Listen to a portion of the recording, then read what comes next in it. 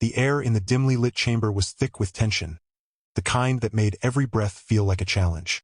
The room hummed faintly with an energy unlike anything I had ever encountered before. A low vibration that seemed to seep into my bones and echo through my skull. My hands trembled slightly as they hovered over the intricate patterns of glowing circuits embedded within the alien queen's armor. It wasn't just any armor. It pulsed with life, shimmering under the soft blue light cast by crystals embedded in the walls. Each movement of my fingers sent ripples across its surface, as though it were alive, responding to my touch. She stood tall above me, her presence commanding even without words. Her skin, no, not skin exactly, was a radiant swirl of opalescent hues that shifted when she moved, catching the light like liquid starlight. Her eyes glowed faintly, twin orbs of violet fire that pierced right through me, making escape from her gaze impossible. She wore nothing but the armor itself, which covered only parts of her body in sleek, organic curves, leaving much of her otherworldly beauty exposed. Her hair, or what I assumed was hair, floated around her head like strands of silver mist, defying gravity entirely. I swallowed hard, trying to focus on the task at hand. Repairing this suit was no small feat. Every piece of technology aboard their ship seemed designed for beings far more advanced than humans, and this armor was no exception. But here I was, tinkering away at something that could very well decide whether Earth survived another day or became little more than cosmic dust. And yet, despite the stakes, all I could think about was how close she was standing, how her voice resonated like music when she finally spoke. "Why are you trembling, human?" she asked, tilting her head slightly, curiosity etched into every line of her perfect face. Her tone wasn't mocking or cruel. It was genuinely puzzled, as if she couldn't fathom why anyone would be afraid in her presence. Maybe fear wasn't part of her vocabulary. Or maybe she simply didn't understand humanity well enough to recognize terror when it stared back at her. Either way, her question hit me harder than I expected. How do you explain fear to someone who has likely never known it? Fear wasn't logical. It didn't follow rules or obey reason. It clawed at your insides until you either ran screaming or froze solid where you stood. I stammered, forcing myself to look down at the armor instead of meeting those hypnotic eyes. "It's been a long few days," I offered lamely, hoping she'd let it drop. But of course she didn't. Instead, she leaned closer, her towering frame casting a shadow over me. I felt small, not just physically but existentially so, like a speck of dirt beneath the soul of some divine being. "Your species is peculiar," she mused aloud, her voice rich with thoughtfulness. "You cling to emotions as though they define you, yet they seem to hinder you more often than not." That remark struck a nerve. Who was she to judge us? Sure, her people might have built ships capable of bending spacetime, but did that mean they were better than us? Did it give them the right to look down on our flaws while ignoring their own? Before I could stop myself, I shot back.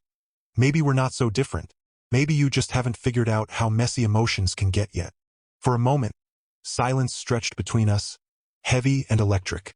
Then, to my surprise, she laughed. A sound both melodic and terrifying, like wind chimes caught in a storm. "Perhaps," she said softly, her lips curving into a smile that was equal parts amusement and intrigue. "But tell me, human, why does repairing my armor make you quake?" And there it was again, the question I'd been dreading. Because the truth was, I wasn't shaking because of her. Not entirely, anyway. There was something else gnawing at me. Something deeper and darker than mere fear of an alien queen. Something I wasn't ready to admit. Not to her, and certainly not to myself. The first time I saw her, it wasn't aboard this ship. It wasn't even during one of their grand invasions or diplomatic missions. No, the first time I laid eyes on Queen Lasara, and yes, she had a name, though most humans referred to her simply as the Alien Queen, was in a grainy video feed transmitted from a crashed scout vessel deep in the Sahara Desert. Back then, I was just a mechanic working for the United Earth Defense Coalition, tasked with salvaging whatever scraps of alien tech we could find. We called ourselves scavengers, though the brass preferred terms like recovery specialists to make us sound less desperate. Lasara hadn't been inside the wreckage herself, but the holographic projection of her face hovering above the ship's command console left an impression I'll never forget. Her expression was serene, almost regal, as she delivered what amounted to a warning. Leave our technology alone, or suffer the consequences. Of course, nobody listened. Humanity rarely does when told not to poke at shiny things. Fast forward 6 months, and I found myself knee-deep in alien artifacts, piecing together fragments of their technology like some mad scientist trying to solve a puzzle made by gods. That's when everything went sideways. A raid by one of Lasara's warships ended with me being hauled aboard their mothership, not as a prisoner, but as a potential asset. Apparently, my knack for reverse engineering alien gadgets had caught their attention. They needed someone who could fix their stuff without blowing up half the galaxy in the process. Lucky me. As for Lasara herself, she remained an enigma. From what little I gathered, she ruled over her people with a combination of wisdom, ruthlessness, and sheer charisma. Some whispered she was immortal, others claimed she had ascended beyond mortality altogether. Whatever the truth, there was no denying her power. Even now, as I worked on her armor, I couldn't shake the feeling that she was watching me. Not just with her eyes, but with some deeper, instinctual awareness that bordered on telepathic. Her second-in-command, Commander Valen, was another matter entirely. Where Lasara exuded grace and authority, Valen radiated menace. He was shorter than her, his form more angular and predatory, with jagged scars crisscrossing his metallic gray skin. His voice grated like steel scraping against stone, and his temper was legendary among the crew. If Lasara represented the cold brilliance of a supernova, Valen was the black hole lurking at its heart, dark, dangerous, and utterly devoid of mercy. Then there was Calith, the ship's chief engineer and possibly the only person on board who treated me like anything other than a glorified lab rat. Unlike the others, Calith resembled something closer to a bipedal reptile, with scales that shimmered green and gold depending on the angle of the light. Despite his intimidating appearance, he had a dry sense of humor and an uncanny ability to explain complex alien concepts using metaphors involving Earth animals. Fixing this circuit is like teaching a stubborn monkey to dance, he once told me, earning a laugh despite the absurdity of the situation. Despite these encounters, none of them prepared me for the reality of standing face-to-face with Lasara herself. She was larger than life in every sense of the phrase, and yet there was a vulnerability to her that I couldn't quite put into words. Perhaps it was the weight of leadership pressing down on her shoulders, or maybe it was something more personal. Whatever it was, it made her infinitely more fascinating and infinitely more terrifying. "You humans have such fragile bodies," Lasara remarked casually, circling me like a predator sizing up its prey. "Fragile minds, too. Tell me, does your species truly believe it can survive in a universe teeming with predators?" Her words hung in the air like daggers, sharp and unrelenting.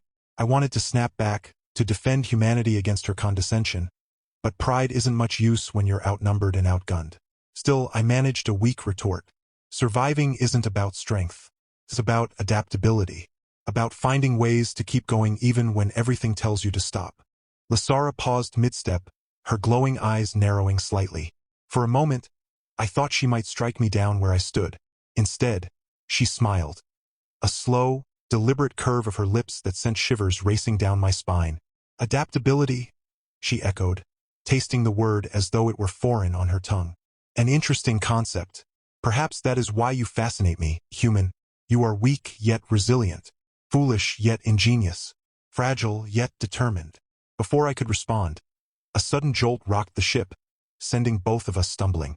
Alarms blared overhead, their shrill tones cutting through the quiet like knives. Lasara straightened instantly, her demeanor shifting from curious observer to battle-ready commander in the blink of an eye. "What is happening?" she demanded, turning toward the door. "I don't know," I shouted, gripping the edge of the workbench to steady myself. Another impact shook the vessel, stronger this time, and somewhere in the distance, I heard the unmistakable sound of explosions.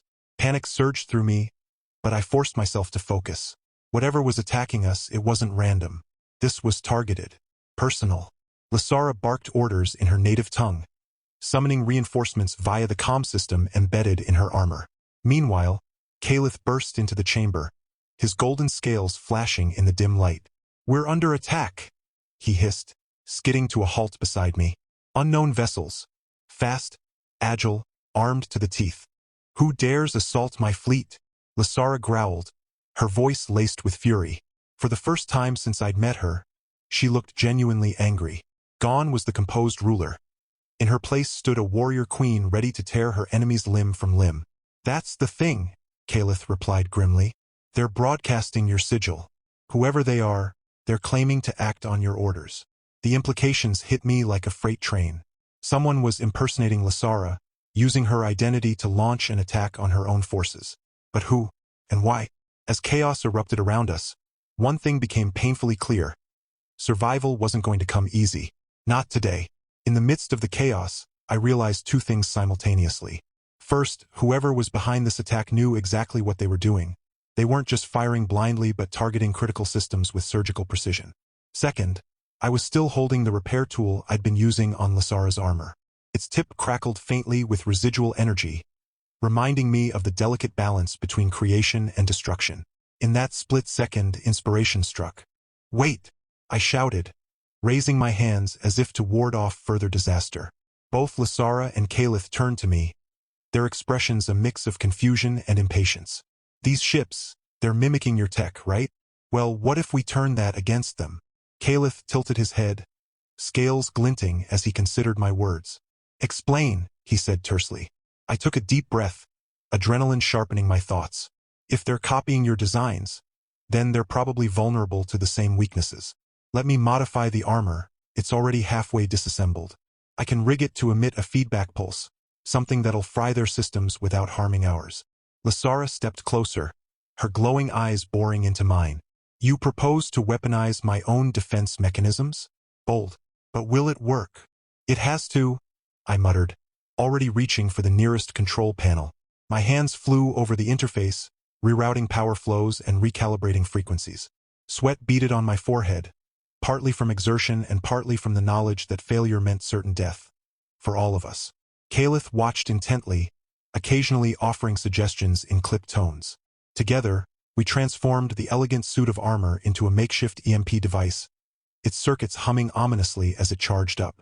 When the final connection clicked into place, I exhaled sharply. "Ready?" I announced, stepping back. "Do it!" Lasara commanded, her voice steady despite the turmoil around us. With a nod, I activated the system. A wave of energy rippled outward, invisible but potent, washing over the battlefield like a silent storm. On the monitors, enemy ships faltered, their stolen technology betraying them as their engines sputtered and died. Cheers erupted from the crew, but my relief was short-lived. Moments later, a new transmission crackled through the speakers. A voice, distorted yet chillingly familiar, filled the chamber. "Impressive, human," it purred. "But this is far from over." The screen flickered to life, revealing a figure cloaked in shadows. Their features were obscured, but the insignia emblazoned on their chest matched Lasara's sigil perfectly. My stomach churned as realization dawned. This wasn't just an attack, it was a coup. And whoever this traitor was, they weren't done playing games. "You see," the figure continued, leaning forward slightly. "Your clever little trick may have disabled my fleet, but it won't save you. Not from me." The transmission cut off abruptly, leaving behind only static and unease. Lasara clenched her fists, her composure cracking under the weight of betrayal. "Find them," she snarled, addressing her officers. Then, turning to me, she added, "And you? Stay close. Your ingenuity may prove invaluable yet." As the ship mobilized for counterattack, I couldn't help but wonder, had I just bought us time, or painted a bigger target on our backs? In the days that followed, the ship remained on high alert, its corridors alive with the hum of activity as repairs were made and strategies plotted. Yet amidst the chaos, there was an unspoken understanding between Lasara and me, a fragile thread of trust woven from necessity but deepening with each passing moment. She no longer towered over me like some distant deity. Instead, she seemed to regard me with a mix of curiosity and cautious respect. It wasn't just my technical skills that intrigued her. It was something deeper, something harder to define. One evening, or what passed for evening aboard a starship without natural cycles, I found myself in the observation deck, staring out at the endless expanse of stars streaking past the viewport. The view was breathtaking, though it did little to calm the storm brewing inside me. My hands still bore faint burns from the feedback pulse incident, and my mind refused to stop replaying the shadowy figure's taunting words. Who were they? Why had they targeted Lasara? And why did I feel so personally invested in protecting someone who, until recently, had been little more than an alien overlord to me? "You seem troubled," came a voice behind me, soft yet commanding. I didn't need to turn around to know it was Lasara. Her presence filled the room like sunlight breaking through clouds, impossible to ignore. "Just thinking," I replied, keeping my gaze fixed on the stars. About everything. She moved to stand beside me, her radiant form casting a faint glow against the metallic walls. For a long while, neither of us spoke. The silence wasn't uncomfortable. Rather, it felt companionable, as if we both understood that sometimes words weren't needed. Finally, she broke the quiet. "You saved us," she said simply, her violet eyes reflecting the starlight. "Not just the ship, but all of us. You acted when others hesitated." I shrugged, uncomfortable with the praise. "It's what I do. Fix things. Solve problems. But you are more than that," she countered, her tone leaving no room for argument. "You see possibilities where others see obstacles. That is a rare gift, human." Her words caught me off guard, stirring emotions I hadn't realized I'd buried. Gratitude, perhaps, or maybe something closer to pride. But beneath it all lay a gnawing sense of inadequacy. How could she place such faith in me when I barely trusted myself? Before I could respond, she continued. "This enemy, they claim to act in my name, yet their actions betray them as impostors. Someone close to me has betrayed our people, and I must uncover the truth before it tears us apart." Her voice hardened, tinged with anger and sorrow. "Do you understand betrayal, human?" The question hung heavy in the air, laden with meaning. I thought about Earth, fractured by wars and greed, humanity's greatest strength often becoming its greatest weakness. Betrayal wasn't foreign to me, it was part of being human. Yet how could I explain something so complex to someone whose species viewed loyalty as sacred? "It's complicated," I began hesitantly. "Humans, we're messy. Our emotions get in the way. Sometimes people betray because they're afraid, or desperate, or jealous. It doesn't make it right, but it happens." Lasara studied me intently, as if searching for answers hidden within my face. "And what drives this fear, this desperation?" I hesitated, unsure how much to reveal. "Loss," I admitted finally. "Fear of losing something important. Power, love, control. People will do terrible things to hold on to what matters to them." Her expression softened, the hard edges melting away to reveal something vulnerable beneath. "Then perhaps this betrayer fears losing me," she murmured, almost to herself. "Or fears what I represent." For a moment, I saw her not as the queen of an advanced civilization, but as a person grappling with pain and uncertainty.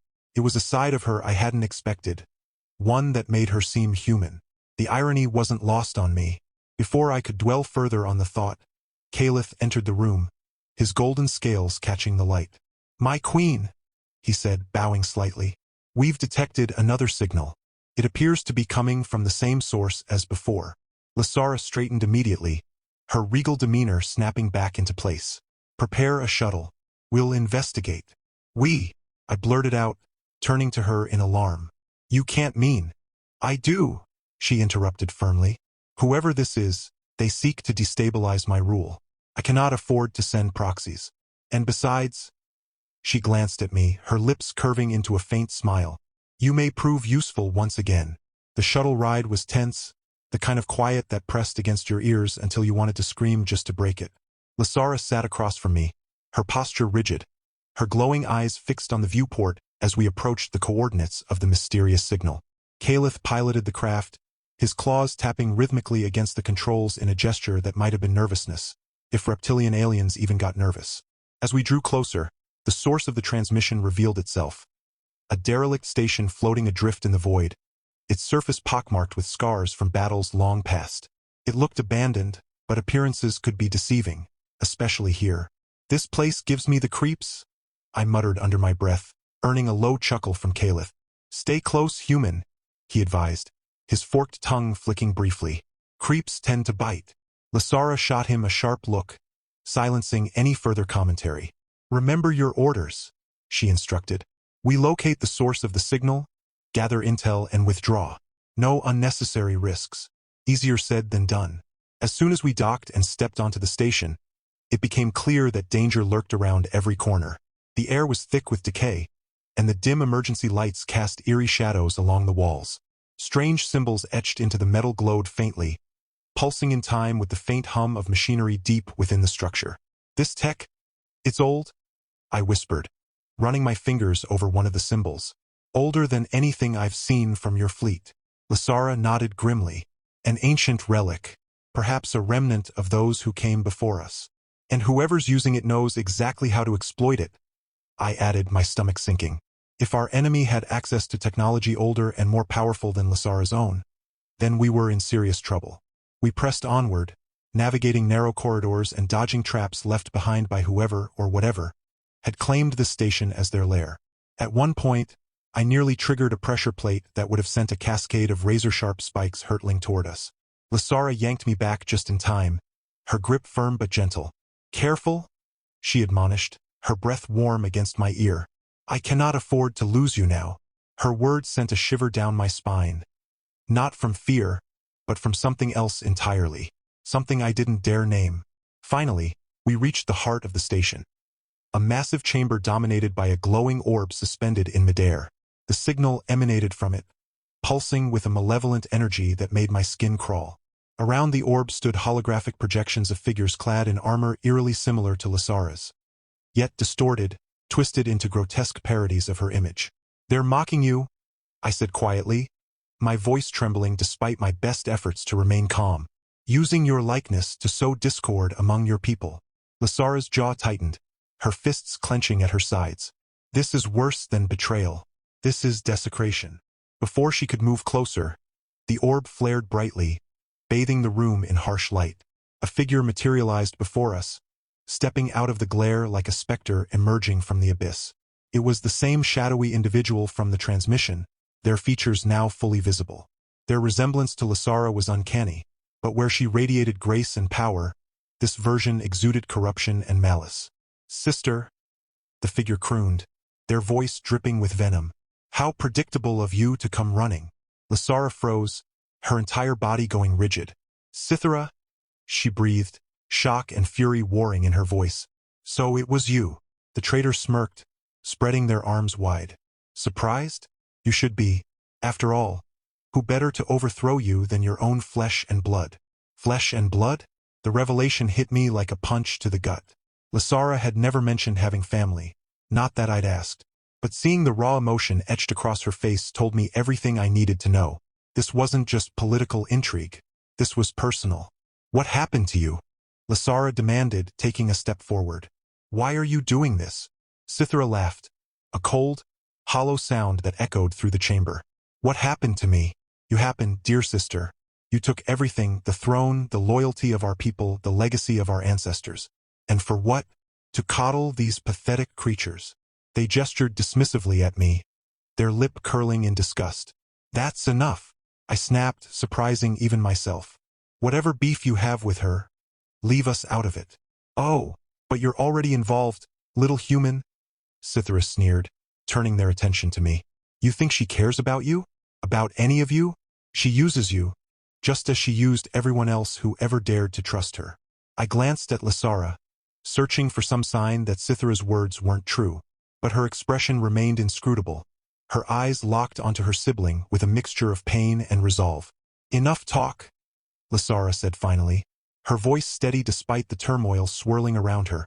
"If you wish to challenge me, then do so openly. But know this, I will not let you destroy what I have built." Cythera's grin widened, revealing rows of jagged teeth. "Very well, sister. Let's dance." With that, the chamber erupted into chaos. Energy crackled through the air as the two queens clashed, their movements fluid and deadly. Caliph shouted something I couldn't hear over the din, dragging me toward cover as debris rained down around us. I watched helplessly as Lysara fought with everything she had, her armor glowing brighter with each blow exchanged. But even as the battle raged, I couldn't shake the feeling that this wasn't just about winning or losing. This was about something far greater, a reckoning long overdue. The battle between Lysara and Cythera was a spectacle of raw power and unbridled emotion, their movements blurring into flashes of light and shadow. The air crackled with energy as their armor clashed, each strike sending shockwaves rippling through the chamber. I crouched behind a fallen pillar, clutching my chest as if it could shield me from the sheer intensity of what unfolded before me. Caliph, ever the pragmatist, tugged at my arm. "We need to disable the orb. It's amplifying her strength." I nodded, though my gaze remained fixed on Lysara. She wasn't just fighting for survival. She was fighting for something deeper, something worth protecting. And despite everything, I realized I wanted to help her win, no matter the cost. "Cover me?" I said, scrambling to my feet. Before Caliph could protest, I darted toward the glowing orb at the center of the room. Its malevolent hum vibrated in my bones, but I pushed forward, focusing on the task at hand. If I could disrupt its power source, maybe, just maybe, we'd have a chance. Cythera noticed my movement too late. With a snarl, she hurled a bolt of energy in my direction, but Lysara intercepted it with a swift swipe of her hand, deflecting the blast into the wall. "Focus on me," she commanded her sister, her voice ringing with authority. Seizing the moment, I reached the orb and began inspecting its intricate design. It pulsed erratically, feeding off the chaos around it. My hands trembled, not from fear this time, but from determination. This was it, the turning point. "What are you doing, human?" Cythera spat, momentarily distracted. "You think your feeble attempts can stop destiny?" "No," I shot back, my fingers flying over the alien runes etched into the orb's surface. "But I'm betting on hope." With a final adjustment, the orb shuddered violently, its glow dimming as its power waned. Cythera screamed in rage, her form flickering like a faulty hologram. Without the orb's support, her strength faltered, leaving her vulnerable. Lysara seized the opportunity, closing the distance between them in an instant. Her fist connected with Cythera's jaw, sending her sprawling to the ground. For a moment, silence reigned, broken only by the faint hum of dying machinery. "Why, Cythera?" Lysara asked softly, kneeling beside her defeated sibling. There was no triumph in her voice, only sorrow. "Why did you let hatred consume you?" Cythera glared up at her, tears streaming down her face. "Because I loved you," she whispered hoarsely. "And loving you meant always being second best." Lysara's expression softened, her eyes filled with pain. "You were never second best. You were my equal, my partner, until you chose this path." For a long moment, neither spoke. Then, slowly, Cythera lowered her head, resignation replacing defiance. "Finish it," she murmured. "End this madness." But Lysara shook her head. "No, that is not who we are. We rebuild together or not at all." Back aboard the mothership, tensions eased as news of Cythera's defeat spread. The crew, once divided by doubt and fear, rallied around their queen, united in purpose once more. As for Cythera, she accepted Lysara's offer of redemption, though the road ahead would be long and fraught with challenges. Together, they began the process of healing, not just themselves but their fractured people. As for me, I found myself spending more time in Lysara's company. Our bond had deepened beyond mere necessity. There was mutual respect, admiration, and perhaps even something more. One evening, as we stood side by side on the observation deck, watching Earth rise over the horizon, she turned to me with a rare smile. "You've changed much since we first met, human," she said. "Do you still tremble when you see me?" I chuckled, shaking my head. "Only when I'm nervous about impressing you." Her laughter echoed through the chamber, warm and genuine. "Then rest assured, you have already done so." In that moment, surrounded by stars and possibility, I felt a sense of peace I hadn't known was possible. Humanity and aliens, fragile and strong, flawed and resilient, we weren't so different after all. And maybe, just maybe, that was enough to build a future on. The years that followed were nothing short of extraordinary. After the events on the derelict station, Lysara and I grew closer than either of us could have anticipated. What began as a bond forged in crisis blossomed into something deeper. A partnership built on trust, understanding, and an unshakable connection that transcended species, culture, and even time itself. At first, the idea of us being together seemed impossible. She was the queen of an advanced alien civilization. I was just a human mechanic who had stumbled into interstellar politics. But love has a way of defying logic, and neither of us could deny the pull we felt toward each other. The crew initially reacted with a mix of shock, curiosity, and amusement, especially Caliph, whose dry wit never missed an opportunity to tease me about courting royalty. Yet over time, they came to accept me as part of their family, not because of my technical skills, but because of how much I meant to Lysara. Our wedding ceremony was unlike anything Earth had ever seen, or perhaps anything any galaxy had ever witnessed. It took place aboard the mothership, surrounded by stars so bright, they painted the walls of the grand hall in shimmering hues. Lysara wore armor adorned with glowing runes symbolizing unity and eternity, while I stood beside her in a simple yet elegant suit crafted from materials native to her world. The vows we exchanged weren't spoken aloud, but shared through a telepathic link, our thoughts intertwining like threads weaving a tapestry of promises. When the ceremony concluded, the entire ship erupted in celebration, music filling the air as alien dances blended seamlessly with human laughter.